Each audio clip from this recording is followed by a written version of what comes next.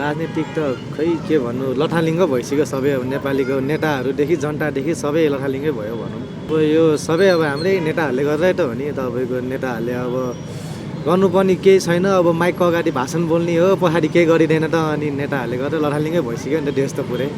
अब देशको विकासको लागि भने त सपोर्ट गर्ने पर्छ। हामी गेन्जीहरूले नै गरेर हो सपोर्ट गर्ने भनेको। अब नेताहरूले त अब जे जस्तो होइन, अब उनीहरूको चुनाव आउँदाखेरि नै त हो हामीले सपोर्ट गर्ने भने त्यसपछि अरू बेला गर्नुहुन्न।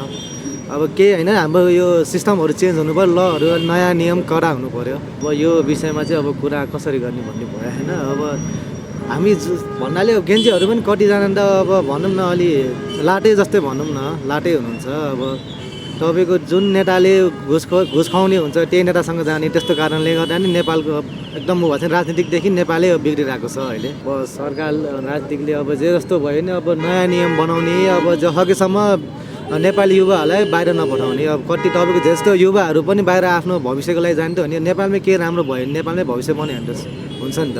मेरो सकेसम्म नेपालमै केही गरी खाउँ, देश गएर भन्दा नि नेपालमै अगाडि बढाउने सोच हो नि त। त्यही भएर सकेसम्म आफ्नै देशमा गरी खाउँ, आफ्नै देशलाई राम्रो बनाउने, विकसित गर्ने त हो। अरूको देशलाई विकसित गर्नु भन्दा आफ्नै देश विकसित गरे राम्रो।